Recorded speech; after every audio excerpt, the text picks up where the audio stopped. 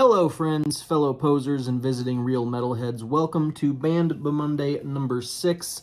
Sorry if you hear any weird wind background music in today's video. It's just, it's my fridge is doing God's work. So for today's Bmonday, I was thinking about covering a band from an area that has become very popular lately, an area known as space metal. And the inspiration came for this when I was watching Guardians of the Galaxy 2 during my wife's 3 times monthly marathon of all the Marvel movies that I'm forced to sit through. And Guardians of the Galaxy 2 takes place largely in space, a galaxy, if you will. And they use the word celestial a lot. The word celestial got lodged in my brain so much that I decided, you know what? Bmonday 6, we're going to go with the band Celestial Season. Unfortunately, due to a fatal typo that occurred when I was looking up Celestial Season on the Metal Archives, I accidentally looked up Celestial Sanctuary instead. And that's perfectly fine. We'll go ahead and go with them instead. Celestial Sanctuary is a fairly new death metal band from the land of Ing. Back in 2019, their 2-song EP Mass Extinction took the death metal world by solar flare, and we haven't looked back since. It's bands like Celestial Sanctuary that really help cement space metal as one of my favorite sub-genres of metal, right up there alongside Coffin, Witch, Hufflepuff, and Corey Taylor. Today we're going to primarily be looking at their full-length album from 2021 entitled Soul Diminished. Now when I was looking at this, the first thing I noticed is that the first track on the album is called Rid the Gormless.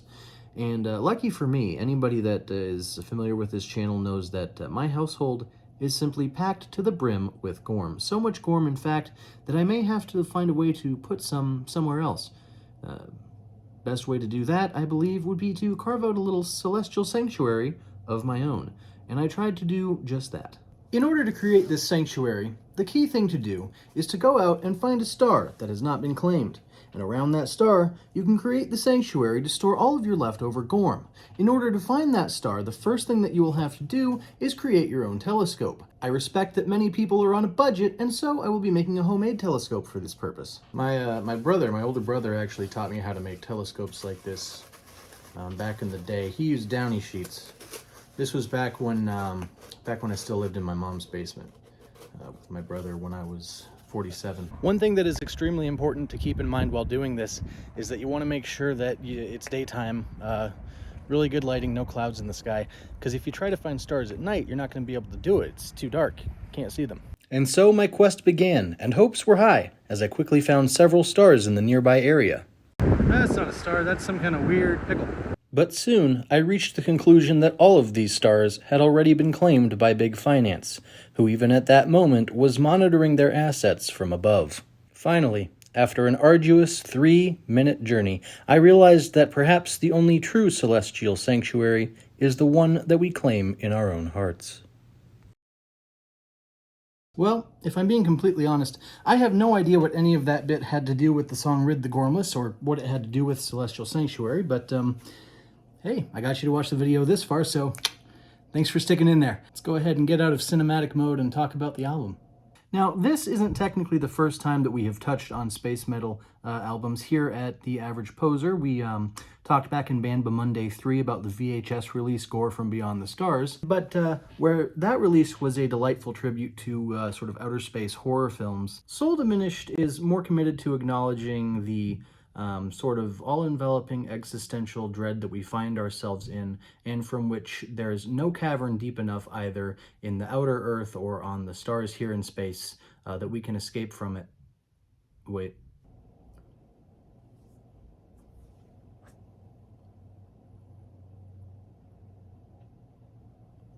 Now, one thing that I have said here before is that I have never read lyrics and I never will, but life is about change sometimes. So today, let's take a break with tradition and prove that I can read. Because after all, I have to justify my political science degree to my parents somehow. So here we go. The opening track, as we said, is titled Rid the Gormless. Gormless being a chiefly British term to describe one that is lacking intelligence, such as, for example, a YouTuber who makes a little immature sketch about the word gormless that actually has nothing to do with it. Because he needs to go put his gorm in a star or something. because, you know, gorm is totally a noun. Yeah. The description of the Gormless here in this song invokes an entity that is not just simply stupid or careless with its actions, but it's a destructive force that actually revels in such actions as throwing their young into the fire, dancing in the heat, inhaling the fumes, laughter and howls of madness, no self-sacrifice. These actions lead to a state where nothing grows and Mother Nature's womb is barren. This could easily refer to any kind of human activity like war, global warming, or reviving pop punk.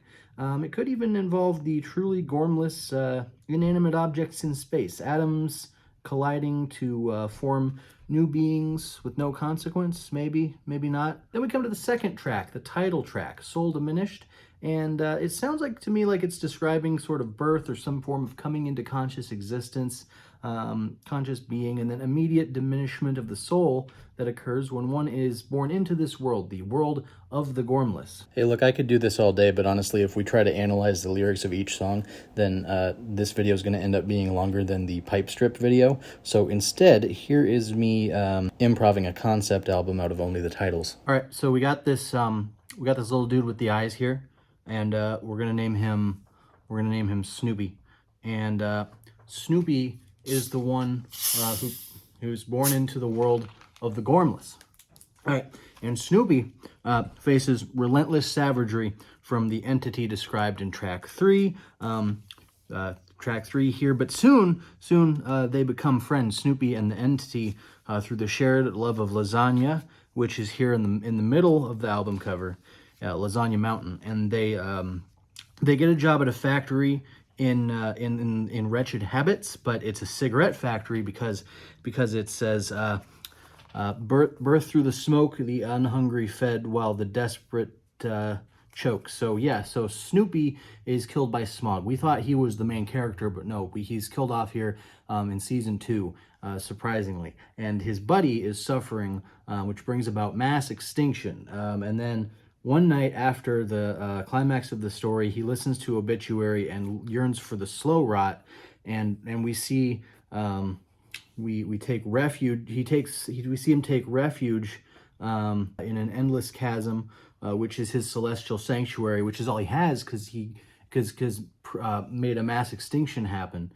and then finally, let's see, track 9. He's also, we find out that his name is Scott and that he is a unicorn. That is a great story, and I think it's a pretty good album too. I like the lyrics a lot. I think maybe after I make this video, I could actually listen to it. I should probably do that. Well, anyways, that's it for today's Band Bmonday number 6. I appreciate you checking in, and we are going to give Celestial Sanctuary the highest and only rating here at The Average Poser, a solid good out of 10. So with all that said, please head to the description to find a link to Celestial Sanctuary's Bandcamp, and join us next time when I pick another band to research and hopefully as a result become a little bit less of a fucking poser.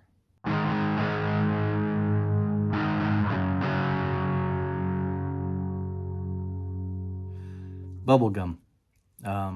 This is just knockoff bubblegum soda.